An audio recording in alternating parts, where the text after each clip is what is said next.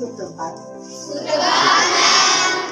आज मैं आपको अपने जीवन से संबंधित एक घटना बताती हूँ। घटना क्या, मेरी जीवनचर्या बचपन में जो थी वो बताती हूँ। आपने कलकत्ता में मैन पुलिंग रिक्शा सुना होगा ना, जैसे अभी आप क्या ऑटो रिक्शा है, साइकिल रिक्शा भी देखा होगा, लेकिन कलकत्ते में मैन पुलिंग रिक्शा चलता था। एक आदमी उसको पकड़ के चलाता था और हम लोग स्कूल उसी रिक्शा से जाया करते थे। क्योंकि वो धीरे चलता है तो हम लोग आसपास के जितने होर्डिंग्स, जितने वो साइन बोर्ड्स है, सबको पढ़ते हुए चलते थे। तो जैसे इंग्लिश में लिखा हुआ है नेशनल बुक डिपो, नीचे बंगाली में लिखा होता था नेशनल बुक डिपो। तो हम लोग उसको डिकोड करते थे कि ये न है, ये ए की मात्रा है, ये श है, ये फिर न आ गया, ल है, ब है, क है। इस तरह से करते करते क्लास 1 से 5th तक हम लोग यही करते थे कि जितने भी होर्डिंग्स रहते थे, अब ऐसा हो गया मूवीज के नाम केवल बंगाली में लिखे होते थे और हम लोग उसको देख के समझ जाते थे कि ये क्या लिखा हुआ है। जब 6th में हम लोगों को, जैसे तुम लोगों को संस्कृत लगती है ना, ऐसे हम लोगों को बंगाली 6th में लगती थी। जब 6th में हमें बंगाली लगी तो बंगाली हमने पहले ही सीख ली थी, अपने आप से सीख ली थी। ठीक है, जैसे आपको हिंदी किसी से सीखनी नहीं पड़ी क्या? तुमने अपने आप कैच की। Okay, mother tongue is thing which is caught rather than being taught. अपने आप उसको कैच करते हैं। ठीक है, और इस तरह से हमारे पर्यावरण में बहुत सारी चीजें हैं। मैं बच्चों से कहूंगी कि आप बहुत प्यारे हो, सबसे प्यारे हो, और आप अपने आसपास से बहुत कुछ सीख सकते हो। प्रकृति में बहुत कुछ चीजें हैं जो आपको एक लेसन देती हैं। सबसे पहले तो आपका अपना शरीर ही देख लो। आप जब सुबह उठते हो तो क्या कभी आप ऐसे चलते हो? नहीं ना। कैसे चलते हो? उठते से आप सामने की तरफ चलते हो। तो आपके पैर आपको क्या बताते हैं? कि हमेशा आगे की तरफ चलना है ना? फिर आपके पास 10 उंगलियां हैं, आप एक उंगली यूज करते हो तो आप कितना कुछ सीख सकते हो? बहुत कम, बहुत कुछ इससे कर सकते हो। एक स्विच ऑफ कर दोगे, कुछ छुटपुट चीजें हैं जो आप कर लोगे। लेकिन पूरी 10 उंगलियां आप यूज करोगे तो क्या करोगे? बहुत सारे काम कर लेते हो, है ना? करते हो ना?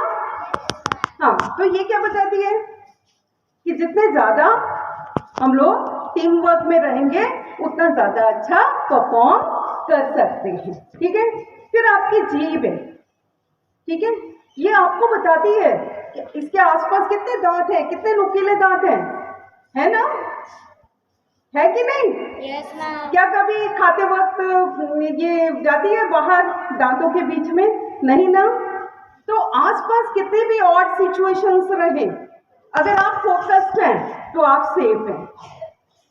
ठीक है, आसपास आपके कितने भी ऑड सिचुएशंस रहे, आप अगर क्या है, फोकस्ड है कि मेरे को इधर नहीं जाना, इधर नहीं जाना, ठीक है, तो आप हमेशा सेफ हैं। फिर देखो, आपके 2 कान है, एक मुंह है, ये बताता है कि आपको सुनना ज्यादा है, बोलना उससे कम है ना? तो आप पृथ्वी को देखो, ये टर्न करती है अपने एक्सिस पे, तो दिन और रात बनाती है, और ये सूरज का चक्कर लगाती है तो डिफरेंट क्या करती है, डिफरेंट सीजन्स लेकर आती है। घूम घूम कर पृथ्वी कैसे दिन और रात बनाती है, लगा लगा सूरज के चक्कर सुंदर ऋतुएं लाती है ना? हर चीज का एक मैसेज है। Everything has a purpose, even your own self. Okay, your own self in this world has a purpose. Don't forget that you are on this earth for a purpose. With this, I wish you have learned lesson. You will keep learning from nature, from yourself, from your surroundings. With this, thank you very much. में पढ़ते थे तो उस समय नैतिक शिक्षा का एक पीरियड होता था। उसमें टीचर्स हमें कई प्रकार की कहानियों के द्वारा हमें नैतिक शिक्षा देते थे, जिससे हमें बहुत कुछ सीखने को मिलता था। वही एक कहानी जो मुझे बहुत पसंद आई, मैं आपको आपके सामने शेयर करती हूँ। एक किसान था। किसान क्या करता है बच्चों? खेती। खेती करता था, दिन रात अपने खेत में वो मेहनत करता रहता था। कई बार ऐसा होता था कि फसल बहुत अच्छी होती थी और कई बार फसल खराब भी हो जाती थी। कभी बहुत ज़्यादा बारिश होने के कारण, आंधी तूफान आने के कारण, सूखा पड़ने के कारण कई बार फसल खराब भी हो जाती थी। एक बार उसकी फसल फिर खराब हो गई, तो फिर वो भगवान की मूर्ति के सामने जाकर रोने लगा और बोलने लगा, भगवान, हमने तो सुना है कि आप सर्वज्ञाता हो, पर आप गरीबों की समस्या का समाधान नहीं करते।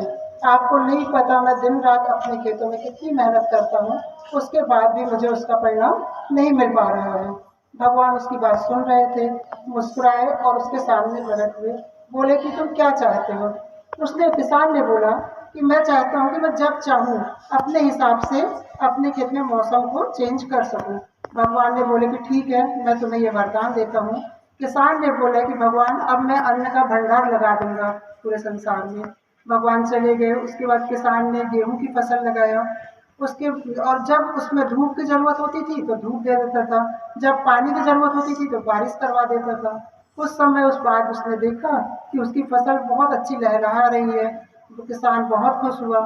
जब फसल काटने का टाइम आया तो किसान ने फसल काटा, तो उसमें देखता है कि जो गेहूं की जो बॉल होती है, जो बालियां होती हैं, उसमें एक भी गेहूं नहीं थे। इसको देखकर वह फिर रोने लगा। उसने कहा, भगवान, अब आप मेरे साथ कैसा मजाक कर रहे हैं? तब भगवान फिर प्रकट हुए। उन्होंने बोला कि तुमने फसल को पूरी अनुकूल परिस्थितियां दी, उसको किसी भी प्रकार की समस्याओं का सामना नहीं करना पड़ा, इसके कारण फसल तुम्हारी खराब हुई।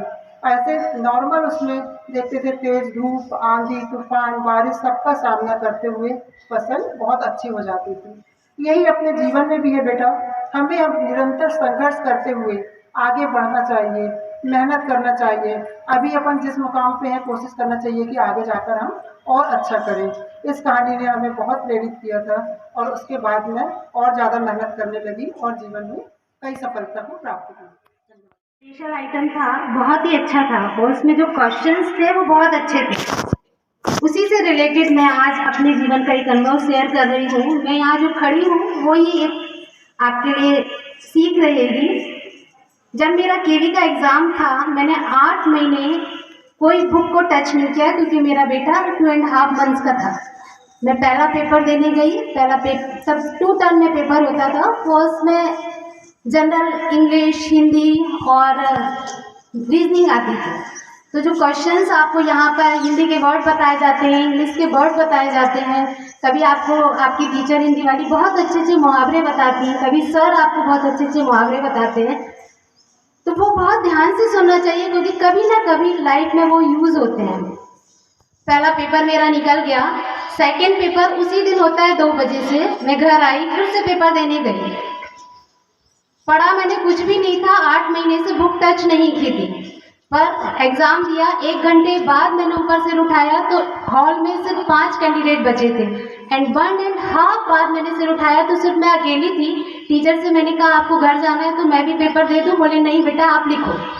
मैंने पेपर दिया, मेरा एग्ज़ाम क्वालिफाई हो गया। तो मेरा पेपर क्यों निकला, उसका रीज़न मैं आपको बताती हूँ।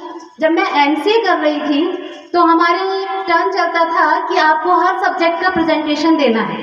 जब मैं स्कूल में यहाँ भी आई थी तब भी मैं बच्चों से कराती थी कि आपको एक सब्जेक्ट में प्रेजेंटेशन करना ही है, क्योंकि जो टीचर आपको बता रहा है और जो आप एक्सप्लेन करते हैं वो बहुत अच्छा एक्सप्लेन करते हैं। तो एमसीए में प्रेजेंटेशन देने पर हमारी क्लास में एक बच्चा था, वो बोलता था, जो सुषमा से क्वेश्चन पूछेगा उसको 5 स्टार मिलेगी, जितने क्वेश्चन उतने 5 स्टार। तो सारे बच्चे, बॉयज़ बहुत ज़्यादा थे, 24 बॉयज़ थे, सब बहुत क्वेश्चन प्रिपेयर करके आते थे, पर उससे मुझे भी बहुत डर लगता था, इसलिए मैं उस टॉपिक को बहुत अच्छा प्रिपेयर करके जाती थी। उससे मेरा प्रेजेंटेशन भी बहुत अच्छा इंटरेक्टिव रहता था और मेरी नॉलेज उस सब्जेक्ट में धीरे धीरे बढ़ती गई।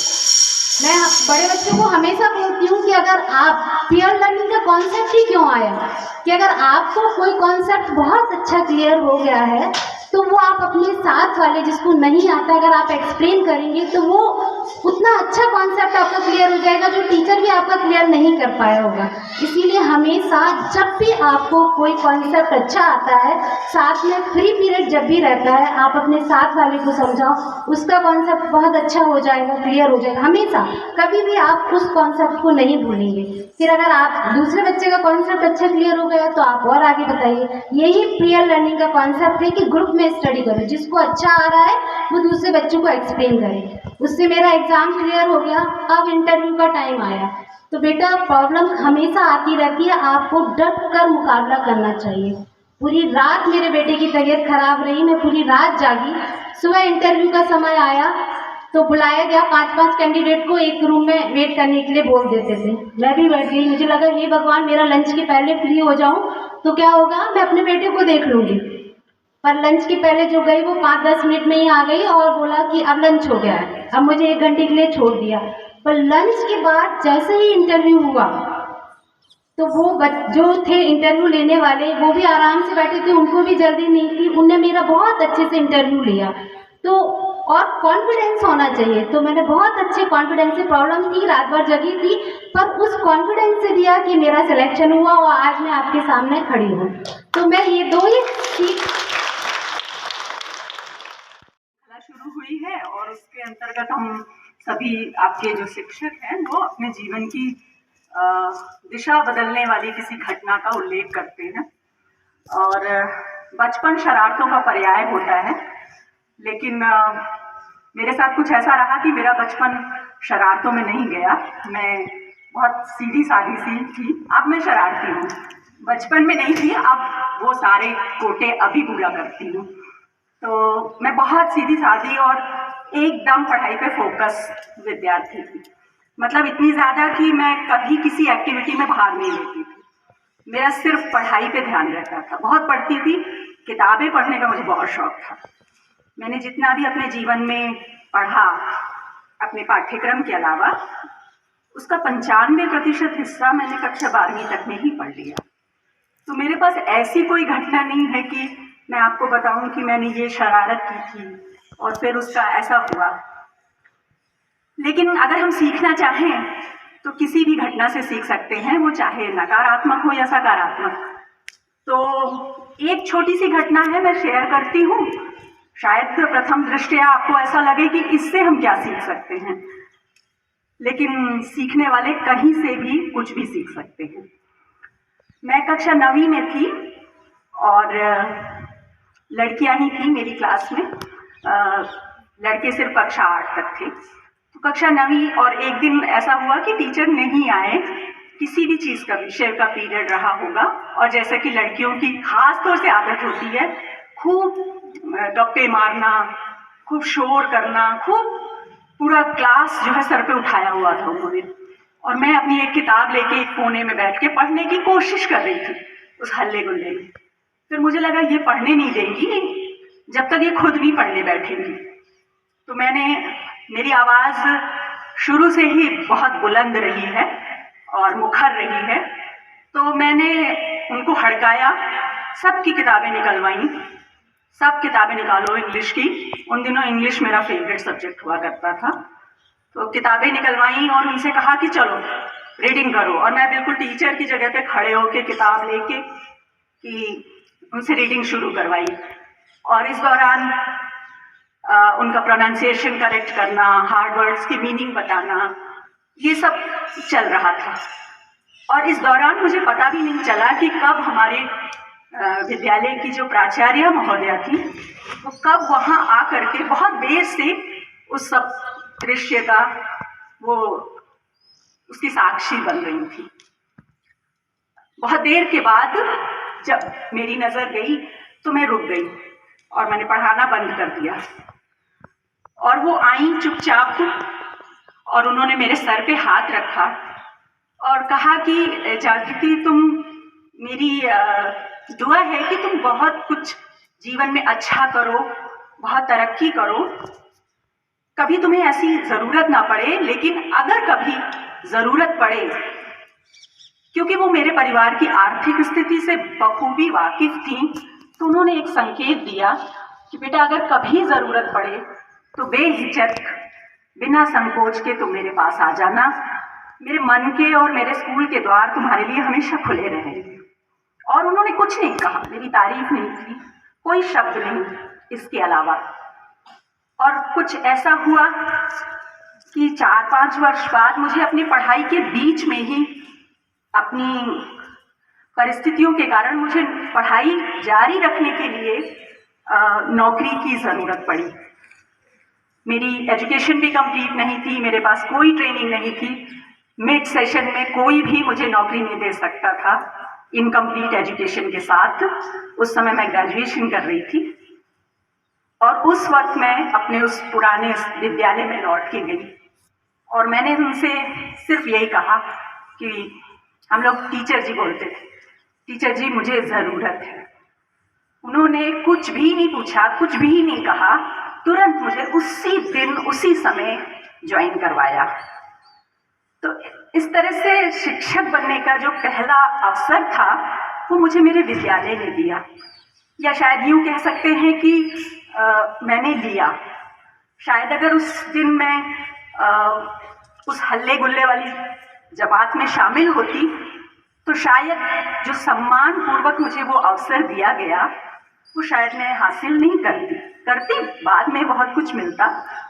लेकिन इतने प्रारंभिक अवस्था में बहुत ही सम्मान के साथ और प्यार के साथ जो मेरी टीचर जी ने मुझे नवाजा इस चीज़ से, तो वो मेरे जीवन की एक बहुत यादगार घटना है। अब मैं नहीं जानती कि आप इससे क्या सीखेंगे, क्या समझेंगे, क्या कोई कहेगा, कोई बताएगा, क्या लगता है आपको किससे क्या सीख सकते हैं?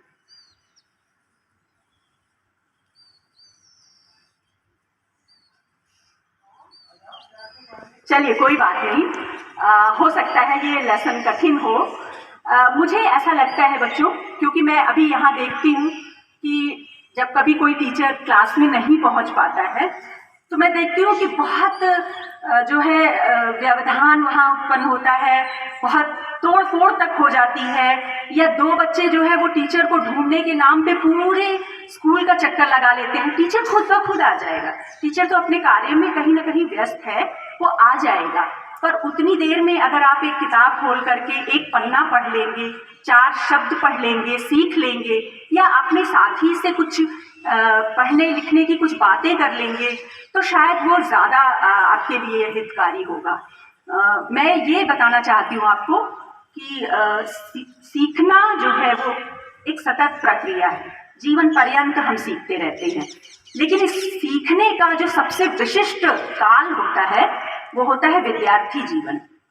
जितनी सहजता से, सरलता से आप इस काल में सीख सकते हैं, या यूं कहें कि सीखने के सबसे ज़्यादा अवसर आपके इस विद्यार्थी जीवन में उपलब्ध हैं। आपके गुणी शिक्षकों के रूप में, बहुत बार आपके साथियों के रूप में। आप उनसे जुड़िए, पूछिए। जैसे प्राइमरी के बच्चों से मैं कहूँगी कि आपके पास 2 बहुत अच्छे शिक्षक हैं जिनकी हैंडराइटिंग बहुत अच्छी है, और लोगों की भी होगी, लेकिन मैं उल्लेख खास तौर से गुप्ता सर और विवेक सर का करूँगी। तो आपको कभी लगता है कि आपके पास थोड़ा खाली समय है, आप उनसे मिलिए और पूछिए कि हम अपने अक्षरों की बनावट कैसे सुधारें, हम अपनी राइटिंग कैसे सुधारें। आपके पास बल मैडम है, बहुत सारी भाषाओं की ज्ञाता हैं। आपको लगता है कि आपका समय मिल रहा है आपको, आप जाइए, आप कुछ सीखिए, कुछ चीज़ें जानिए, प्रयास करिए। समय को नष्ट मत करिए, जितना हो सके सीखिए। वैसे तो जिंदगी भर आप सीखेंगे, लेकिन बाद में जो जिंदगी के दांव पेच हैं वो अलग होते हैं, सिखाने के उसके तरीके अलग होते हैं। विद्यार्थी जीवन बहुत सुनहरा अवसर होता है, जितना हो सके उतना सीखिए और अपने समय को नष्ट मत करिए। अपनी ऊर्जा को अच्छे कार्य में लगाइए, पढ़ने पढ़ाने में लगाइए। मैं देखती हूँ बच्चों को पुस्तकालय जाने का शौक नहीं है, किताबें पढ़ने का शौक नहीं है। पढ़िए, जानिए। एक बार आप शुरू करेंगे, इस दुनिया में जाएंगे तो आपको स्वयं एहसास होगा कि आपने कितना कुछ कमाया है, और इस समय का कमाया हुआ जीवन भर आपके साथ रहता है। धन्यवाद। आपके हमारे भी संवाद के हेतु मैं उपस्थित हूँ। सबसे पहले मैं अपनी कुछ अच्छी आदतें आपको बताऊंगा शायद आप अपनाएं तो आपका भी भविष्य उज्ज्वल हो।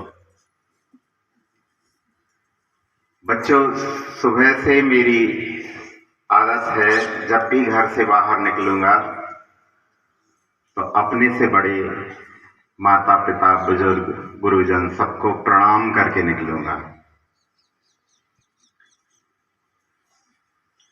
यश, विद्या, आयु, बल तीनों में वृद्धि होती है यदि आप अपने घर से बाहर निकलते वक्त बड़ों का आशीर्वाद लेके निकलते हैं। दूसरी बात यह है कि हर अच्छे काम को परमात्मा का धन्यवाद अदा करना चाहिए। जब भी आपके साथ कुछ अच्छा होता है, थैंक्स टू गॉड। ऐसा क्यों? ऐसा इसलिए कि यदि आप आज अच्छे काम के लिए उसको धन्यवाद नहीं देते हैं तो कल के दिन जब कुछ गड़बड़ होता है तो हम उससे शिकायत भी नहीं कर पाएंगे। अच्छे काम का श्रेय आपने लिया तो शिकायत भी आपकी है, जो बुरा हो रहा वो भी आपका ही है। तो हर अच्छे काम के लिए भगवान का धन्यवाद अदा करें हमेशा, तभी आपको ये योग्यता होगी कि आप गड़बड़ होने पर उससे शिकायत कर सकें। एक मेरे बचपन की घटना है। जब मैं 8th क्लास में पढ़ता था, यद्यपि 8th तक मैं एवरेज ही था, ना अच्छा ना बुरा, उतना पढ़ लेता था जितना एग्जाम में पास होने के लिए चाहिए, 50%, 55% तक। क्लास में कुछ बच्चों को मैंने नकल के पर्चे बनाते देखा तो मेरे मन में भी आया कि मैं भी कुछ कुछ लिख के और ले चलता हूं। और मैंने 2-3 क्वेश्चन के पॉइंट्स हेड लिखे और लिखकर मैं हाफ ईयरली चल रहा था, हाफ ईयरली में चला गया। एग्जाम देने बैठा और वो पर्ची निकाल के इधर नीचे रख ली। मुश्किल से 5, 10 मिनट, 15 मिनट ही हुए होंगे, यानी मैंने एक ही क्वेश्चन लिखा होगा जो मुझे आता था। अभी पर्चे से मैंने कुछ यूज नहीं किया और टीचर को लग गया कि मेरे नीचे कुछ है। उन्होंने मुझे स्टैंड अप किया और पर्चा लिया और 10 मिनट बाद ही, हमारी विद्यालय में रूल था कि यदि कोई नकल करते पकड़ा गया, स्पेशली उन टीचर के इन्विजिलेशन में, तो वो कॉपी लेकर जमा करके और तुरंत बाहर कर देते थे, घर भगा देते थे, जाइए कोई जरूरत नहीं आपको एग्जाम देने की। उन्होंने मेरी कॉपी छीन ली, ले ली, रख ली और मुझे भी गेट से बाहर करके घर भगा दिया, जाइए। और 2 नंबर का ही मैं लिख पाया था तब तक, 10 मिनट ही हुए होंगे। रास्ते भर में रोता चला आया और मैंने मन ही मन प्रण किया कि आज के बाद मुझे कभी नकल नहीं करनी है। और मैंने उसको तिलांजलि दे दी, फिर कभी जिंदगी में नकल नहीं की। Already the series has started, all of you know. Our principal sir has started this series because whatever is written in NEP, it has to be followed in letter and spirit. And long ago, Acharya Vishnu Sharma has written Panchtantra, and it was with the motto that values are supposed to be caught and not to be taught.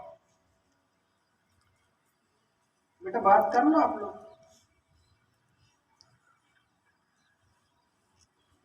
I would like to tell you about the incident that happened when I was in class 5th. All of us have grandparents and I too was having. What I want to make you understand that we have to keep our ears and eyes open always and listen to whatever is being told from stage or wherever you feel like, because many a times whatever you see, whatever you learn whatever you listen to, that becomes very helpful in life. So it so happened that my grandfather, maternal grandfather, जिनको हम नाना जी कहते हैं, he was principal in one of the schools, in government schools, and he used to tell me something or other thing in the evening when we used to sleep, means about 9 to 10 p.m. Whenever we go to bed, he used to tell me some story. So one day it happened so that it was raining very heavily. मूसलाधार बारिश जिसको हम हिंदी में बोलते हैं, मूसलाधार बारिश हो रही थी. So he asked me, Sanjeev, what we will call this an idiom or phrase? इसको क्या कहते हैं? What it is called, this atmosphere? So I was not able to answer. Being a student of English medium, he thought that I should be knowing it. He told me that it's raining cats and dogs. In English, it's raining cats and dogs. It's an idiom for मूसलाधार बारिश, जो very heavy rainfall when it is occurring. It's called, it's raining cats and dogs. So that remained in my mind, and after about 15 years when I was being interviewed, that was in my mind. For those 15 years, nothing happened. Nobody asked me about this phrase, nobody asked me about this idiom. But when I was being interviewed, Samiti, it so happened that the same atmosphere was there. The interview was conducted in Shamla Hills, Bhopal, and it was evening 5 o'clock. It was raining heavily. So the interviewer asked me, Mr. Rai, could you explain the atmosphere in one idiom or phrase? I said the same thing that my grandfather has told me when I was in class 5th, it's raining cats and dogs. And he said, as interview is over.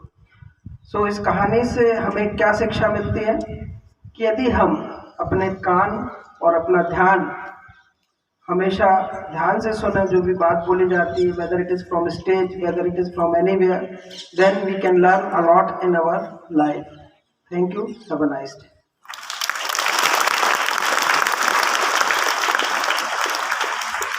आप लोगों को कौवे की महत्ता पता है? कौवा सर्वाहारी पक्षी है जो कीड़े पतंगा या मांस सबको खा के प्रकृति की सफाई करता है. कौवे की महत्ता बहुत बड़ी है. कौवे को एक धार्मिक पक्षी के रूप में भी देखा जाता है और मानते हैं कि कौवा जब हम लोगों के पितृपक्ष आते हैं तो पितृपक्ष में हम लोग कौवे खिलाते हैं और बोलते हैं कि पितरों ने खा लिया. कई कहानियों में भी सुना गया है कि कौवा एक बुद्धिमान पक्षी है जो घड़े में कंकड़ डाल डाल के पानी को ऊपर ले आता है. तो इतना बुद्धिमान, इतना मेहनती पक्षी है. और वहीं दूसरी ओर जो कोयल है वो तो खुद का काम भी ईमानदारी से नहीं करती, अपने अंडे बच्चे घोंसले में देती कौवे के. तो फिर आप बताओ, कौवा और कोयल में से आपको कौन सा पक्षी पसंद है? हम लोग सब चिल्लाए फिर से, सर कोयल. अच्छा, आप लोग बताओ बार बार कोयल क्यों कह रहे हो? तो हम लोगों ने कारण बताया कि सर जो कोयल होती है वो मधुर मधुर बोलती है, जबकि कौवे की जो ध्वनि है हम लोगों को बड़ी कर्कश लगती है. तो उन्होंने बताया कि इस कहानी का सार ये निकला बच्चों कि अगर आप कितने भी मेहनती हैं, कितने भी बुद्धिमान हैं, मगर जब आप बोलते हैं और आपकी बोली बंदूक की गोली लगती है तो आपको कोई पसंद नहीं करता है. वहीं दूसरी ओर आप कम काम करते हैं मगर आपकी बोली में वो मिठास है कि लोगों को अच्छा लगता है, तो आप सबके चहेते बन जाते हैं. क्योंकि कौवा ना कोई से धन छीने, न कोयल किसी को दे, बस कोयल मीठा मीठा बोल के सबका मन हर ले. कबीरदास ने बहुत अच्छी बात कही है अच्छी बानी बोलने के लिए कि बानी ऐसी बोलिए कि मन का आपा खोए, औरन को शीतल करे आपो शीतल होए.